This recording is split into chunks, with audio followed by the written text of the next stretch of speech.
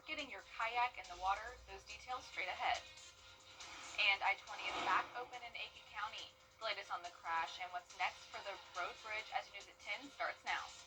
Live from Television Park, this is WJBF News Channel 6 at 10 on MeTV. Good evening, I'm Isabella Moody. Thank you for joining us. Coverage you can count on begins with summer comes with more outdoor activities. And if you're planning to participate in water sports, there are some things to keep in mind to stay safe. One of the most popular activities in our area is kayaking. Experts say in order to stay safe, be sure to know your route, be comfortable in water, know how to swim, stay hydrated, and protect yourself from the sun. Have you kayaked before?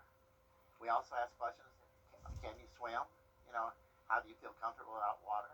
We have maps. I'll go over the map with you, go over some things. And then when we go down to the water, we do match the kayak with the person. So depending on weight. Savannah Rapids Kayak has two main routes. One down the canal, which is for families, beginners, or an easy paddle. The other is recommended for intermediate paddlers, which is upriver. They have my number handy, so I say, if you do have any problems going down the canal upriver, just hit me. And, one of us, we usually have a crew out here. If it's in the canal, somebody's going to be down there to help you. If it's upriver, somebody's going to be there to help you. Kayaking is fun, but can turn dangerous if you are not prepared. Having a life jacket. And, that is required by law. And wearing a life jacket. And when you're in the river, just staying away from the bank. Other safety tips include know a paddling technique, and if you plan to kayak where there are rapids, have a guide at least the first time. We have bottled water. We usually have a cooler though out here too. If you want to fill up your water tank, you can. And making sure you are hydrated. It is, especially when it gets hot like today. The Richmond County Marshal's Office is helping the community beat the heat. The office is hosting its annual fan drive to keep residents cool heading into the summer. These fans are to help the elderly, low-income, and individuals with medical conditions, and will be distributed by the Augusta Dream Center. You can donate at the Marshal's Office substation on Deansbridge Road until June 23rd. It's time now for a first look at the weather with Chief Meteorologist Jennifer Tracci. Jenna, it's been really hot. Yeah, it's definitely heating up, and we've had all the storms last week and some storms over the weekend as well. Now it's mostly dry out there, but we do have a couple weak storms out to the west of us, and one of those actually is a bit stronger with a special weather statement around it. That's for the possibility of 40 to 50 mile per hour wind gusts. You can see that special weather statement was just dropped though. There's some heavy rain and lightning to the south of I-20, and this activity is moving into Hancock, Tolliver, and possibly into Warren County, but a lot of it will weaken by the time it gets to us. Now looking at our Terry Lambert Hyundai Skyview cam into Burke County, a nice quiet night, and for our almanac, notice we didn't pick up on any rain today at Augusta Busch Field. We had temperatures right around average with a low of 70 and a high of 90. Right now those temperatures are in the upper 70s through low 80s, 81 in Thompson, Augusta at 79, 81 in Wrightsville, and 83 in Waynesboro. Our dew points are high all the way up to 76 in some spots, 77 even in Barnwell, with winds coming in light, only at 6 miles per hour in Aiken. Now for tomorrow morning, we'll be in those low 70s, some cloud cover but dry, and we'll keep those chances of rain into the next few days, but very slight chances. I'll have a look at your futurecast coming up, and back to you, Isabella. Thank you, Jenna. I-20 is back open after the Saturday tanker crash that caused a road bridge to collapse. Investigators say a tractor trailer and a car collided, damaging the guardrails on both sides of the interstate and setting fire to the Vaucluse Road Bridge. The fire caused the bridge to partially collapse, causing South Carolina DOT clear out the remaining parts of the bridge. State Representative Bill Hickson says the damage could be millions of dollars. He estimates it will take more than a year to get the road bridge rebuilt. The minimum limits in our state for a car is 25,000, 50,000, 25. So it's 25,000 for liability, 50,000 for liability, and 25,000 property damage. 25,000 property damage does not cover the guardrail that was burned up and tore up. So, but now we are able to go back as a state and apply for some federal emergency funds, I was told. No one was killed in the accident, and both drivers were taken to the hospital. Georgia Power is investing in power grids for its customers. This investment will help improve the company's reliability. The goal is to reduce the number and the length of power outages during severe storms or everyday showers. Last year, Hurricane Helene gave Georgia Power an opportunity to upgrade damaged technology. And we know how difficult it is to be without power. So Georgia Power has been investing in smart grid technology that can remotely restore power in the event that a line is down, if there's an available way to reroute that power, but also just at your home, smart meters and other smart technology on the lines. We're using all of that together to make sure that we can make your power outage times as minimal as possible after a storm. The Public Service Commission is voting this month on whether or not to freeze the base rate for 3 years. Changes are coming to 911 in Grovetown. Starting July 1st, the city's emergency dispatch calls will go through the Columbia County 911 Communications Center. There won't be any change for people in Grovetown. You still dial 911. The city says the move is an effort to help first responders get to scenes more quickly and efficiently. The Georgia Bureau of Investigations is reviewing its priorities to see where they can get funding from state lawmakers. The director says they are partnering up with community organizations and local law enforcement to stop human traffickers, gang, and cyber criminals. Another goal is higher pay for public safety officers and to prevent retention. The GBI also recently expanded its cold case unit and has certified 2 criminal profilers, which is a first for the agency in 20 years. So overall, they're looking at both unsolved cases that are current, and even some of the cold cases that are taking place, and they can take the behavioral aspects of the case where there's a perpetrator or even potentially the victim involved, and it can assist in hopefully solving the case. The GBI in Georgia has about 1,000 employees across 15 regional offices, including crime lab personnel, medical examiners, drug enforcement officers, and investigative and field officers. Our high temperatures are rising, so is the heat index, all the way over to 100 degrees. Now, we'll also keep some slight chances of rain this week, and I'll have a look at your futurecast when we return.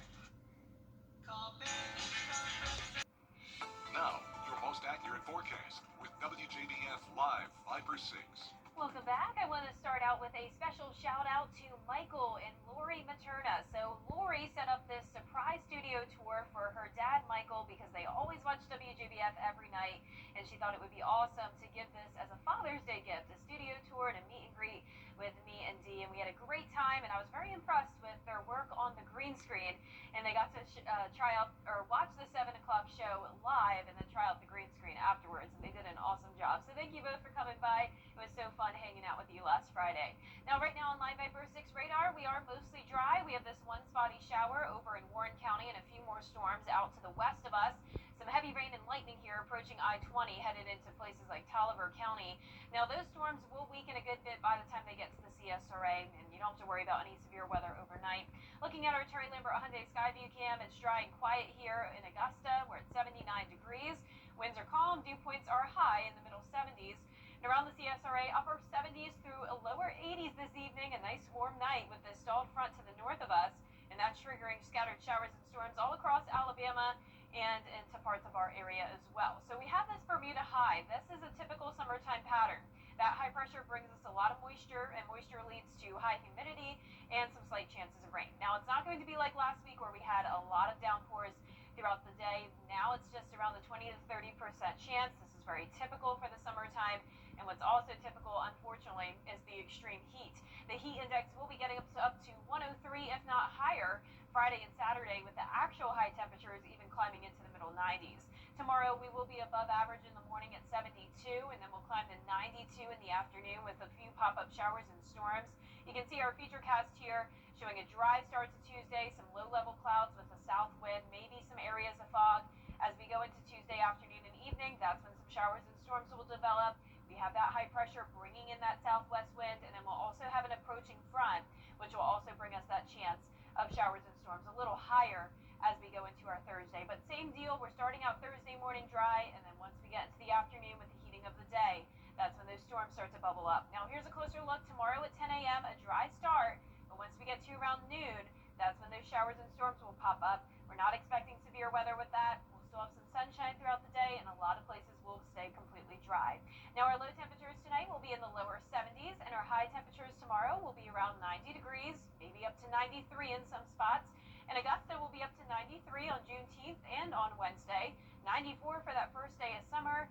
Mostly sunny and mostly dry over the weekend. A great weekend for outdoor plans. But summer is certainly making its presence felt here in the CSRA. So to help us all stay safe and understand what to listen for in the forecast, meteorologist Miller Hyatt has more on local heat criteria. Hey everyone, meteorologist Miller Hyatt here. We are counting down to summer, only a few days away. It officially begins on Friday when we observe the summer solstice. And if you have lived here for just one summer, you know that that air you can wear is on the way. So let's talk about heat alert criteria issued by the National Weather Service in Columbia. We have a heat advisory and an excessive heat watch or warning. So starting with that heat advisory, that is issued by the National Weather Service when there is some risk of heat stroke and heat exhaustion with a heat index of 108 to 112 for at least 2 hours. And then we go up to an excessive heat watch or warning. That is when we have a high risk of heat stroke and heat exhaustion when the heat index is 113 degrees or higher for at least 2 hours. And that's when it becomes really dangerous and very important for you to stay indoors and stay hydrated if you are outside for any period of time. But when we look at the entire CSRA as a whole, we have different criteria because different National Weather Service offices cover our area. So if you're in the central and eastern part of our area, you're covered by the National Weather Service in Columbia and Charleston, which have the same criteria like we just mentioned.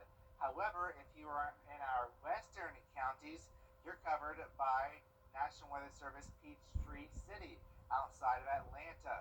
So that is when you have a different criteria. When we talk about that criteria, a heat advisory starts at 105 to 109 degrees, and an excessive heat watch or warning kicks in at 110 degrees. Those are those light pink shaded counties, and the darker pink shaded counties are under the National Weather Service in Columbia and Charleston's eye, and that's when we have a different criteria. And I'll have a better explanation of what to expect with these heat criteria as we go on into the summer on my blog, Beyond the Forecast, on WJBF.com. Coming up, South Carolina lawmakers looking to crack down on drunk driving. Details on the proposed bill up next. Since 1937, Jefferson Air celebrating their 80th anniversary. When quality matters, call Busby's, trusted since 1945. Your most watched local news is getting a big plus. WJBF 6 Plus, built for the way you watch. The CSRA's trusted news source, now on demand. Live by First 6 weather when it matters most. Stream it anytime, anywhere. Plus, it's totally free. No subscription required. WJBF 6 Plus is ready when you are. Download it free today on your favorite streaming device. South Carolina is still one of the worst states in the nation when it comes to DUI deaths. A bill to crack down on drunk driving didn't pass this session. The lawmaker behind it says it's not going away. Caroline Yaffa reports. Here at the State House, a DUI bill that aims to crack down on drunk driving actually fell through the cracks this year. But I'm told it will be a top priority for lawmakers in 2026 when they return back to Columbia. We just have to address why we make it so hard just to keep our roads safe here in South Carolina. Other states don't find it so difficult to arrest and prosecute people for DUIs. We make it this incredibly difficult endeavor, and it shows up in our statistics. Senator Tom Davis's bill would rewrite the state's DUI laws. He says South Carolina currently ranks 5th in the nation for DUI-related deaths. The bill would increase penalties for DUI convictions and require ignition interlock devices sooner, even before a case is contested. If you look at the percentage of accidents in South Carolina that are caused by impaired driving, it's about 43% in South Carolina compared to about 30% nationwide. So the numbers are there speaking to the problem. Senator Davis worked with many solicitors and Stephen Burritt from Mothers Against Drunk Driving on this legislation. One of the reasons why it's also been hard to move is because there's just so many pieces to it. But if we get all or most of that through, I think it will completely reset the culture around DUI, and ultimately that's going to mean safer roads. Master Trooper William Bennett says that we're currently in the 100 deadliest days of summer, between Memorial Day and Labor Day, making it especially important to stay safe on the roads. We know that alcohol is a big part of plans with a lot of these, in the summertime, with all these holidays we have, celebrations and whatnot. And that's okay. Again, we just ask people to make smart decisions, plan ahead. Senator Davis says this session had many priorities. Still, he noticed how important issues like this are to state leaders, especially after passing a bill which requires bars and restaurants to partake in alcohol training courses. In Columbia, I'm Caroline Yaffa. A group of North Carolina teens is working to make the roads safer. They came up with the Focus Drive. It's an AI prototype that detects distracted drivers behind the wheel. For the device to work, the car must be going at least 15 miles per hour while a blue box sits on the dashboard using object detection and facial focus awareness. When a driver picks up their phone or looks away from the road, an alarm from the box will go off. For example, you get a Instagram message, and you just pull it up because you just want to see it. Sometimes it might even be just an ad, right? In that split second, right, can help you, you can lose your life. The group will go to Washington, D.C. this week for a competition with the potential of winning $10,000 to invest into Focus Drive. We'll be right back. Okay, kids, thank you. Now, WJBF sports coverage you can count on. Saturday's Braves game against the Colorado Rockies was a full circle moment for Evans native Chase Dollander. The Rockies starting pitcher made his Truist Park debut in front of over 30 friends and family. From Greenbrier High School to playing at Tennessee and now pitching in the big leagues, Chase Dollander has achieved his lifelong dream. Super proud. He's worked very hard, and he's given up a lot of free time to be able to do it. You spoke of sacrifices, and that was one of them. His childhood was filled with endless practices, travel ball, and plenty of pitching sessions on the high school and college level. He had a wonderful pitching coach in high school, Mark Turner, and he really helped him a lot. One of the best pitching coaches in the country was there, so that really helped to shape his pitches, really help him get more control. Dollander may not have grabbed the victory for the Rockies on Saturday, but having his family support was the biggest win. Haven't been able to see a lot of them in a long time, so it was really good to be able to see them. And then on top of that, it just kind of gives you a little boost of adrenaline when you go out there and you hear your name being called in there. You can obviously hear them screaming, so it was awesome to have them there. That boost of adrenaline allowed him to pitch 6 innings with 4 strikeouts, 3 earned runs on 97 pitches. Having a laser focus on the mitt and trying to pepper the mitt every time. Obviously, it's harder to do that. It's easier said than done. But the fact that I was able to kind of hone it in the last few innings, I think is a really good sign.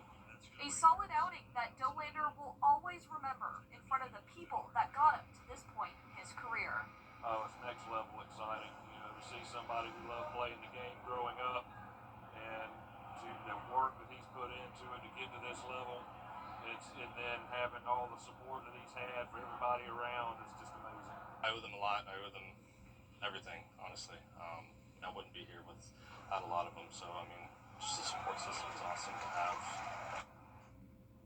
Well, the Augusta Jaguars kicked off the Dip Mitras basketball camp with ages 9 to 17 participating throughout the week. Now, there were over 200 kids that showed up to partake in the camp. That is the biggest turnout in the camp's history. Now, some of Coach Mitras' former players were helping run the camp, including Jamie Mills, Travis Keels, Garrett Seiler, and Lakeside girls basketball coach Matt Scott.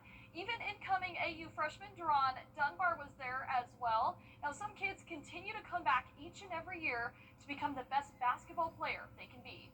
Coach Mitras does a good job of breaking down the fundamental part, the grassroots, basic shooting fundamentals, ball handling, and you get it from guys like Sean Sherrill, Garrett Seiler, guys whose names are hanging in the rafters. So I think that's, they get enamored by that too, being able to see their names in the rafters, doing the basic things that they all did to get to that point. The camp runs through Friday at Christenberry Fieldhouse. Now, speaking of basketball, the Denmark Olar boys basketball team has their new head coach. Marcus Rivera takes over the program after Hercules Davis retired after winning the state title in the Florence Center, and they'll look to continue their winning culture this upcoming season with a new face leading the team. That's it for sports. We'll be right back. I'm a registered nurse in the Augusta area, and we can see a lot of falls and a lot of injuries from falls, specifically in the bathroom area. I like to focus on safety measures that we can place to prevent those falls from happening. I would recommend adding in a low threshold entry, adding in grab bars and seats for the shower, and finally a handheld shower head that can be used standing up or sitting down. If someone you love is getting older or has mobility issues, I would really encourage you to take the steps to increase the safety in the bathroom. Protect your loved ones with Top Doctor.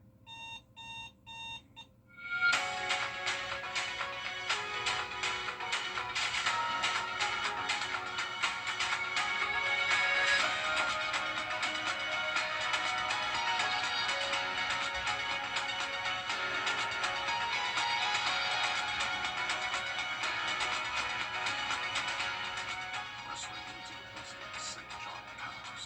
That's your home, and we'll make your day every day. From Is It Possible to Anything Is Possible. Join News Channel 6 as we honor the CSRA's best in local high school sports, including this year's Athlete of the Year, the All CSRA Awards, Tuesday, July 1st at 7 on News Channel 6. And last but not least, a group gathered in Iowa to celebrate Father's Day with a belly flop contest. Dads were judged on splash level, style, and overall floppiness. Griffin Wright takes us to the splash zone.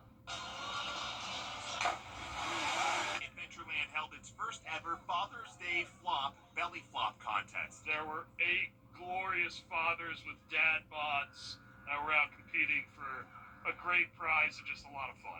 The dads with the best flops received Prairie Meadow gift cards. They were judged on multiple factors.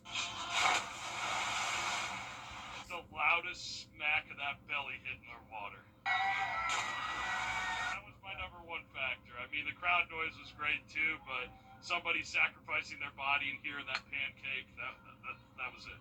The Father's Day flop isn't for the faint of heart. It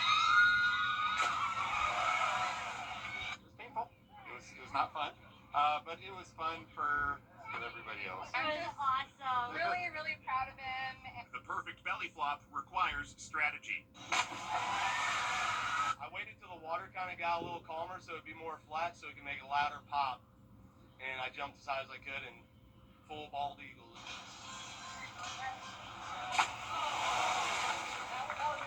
And family to cheer dad on. I had sat there and told them that I was going to go out and win. I might not have the mass like some of the other dads, but I fully committed. It's all worth it for family. What's your favorite part about being here in Adventureland? Being with my daddy. Griffin Wright. See, I'm not a belly flop, cannonball type of girl. No. That sounds painful. I'm not sure if that'd be very fun. But water parks are really fun. Yes. I love water slides, water parks, everything like that. I just like floating around like a nice lazy river, like Yeah. just being in the pool on my Yeah. tube, getting a nice tan. That's also nice too. Yeah, I'm not Yeah. jumping in the pool. Yeah, Oh, absolutely. All right, fair enough. Well, I guess you are. You would do a contest? No, I don't think I would do a I like swimming in the pool, don't get me wrong. I love my pool days at the apartment right before work, but Well, it's going to be hot enough for it this week for sure with these temperatures Yeah. rising. The news continues at the top of the hour on News Channel 6 at 11. and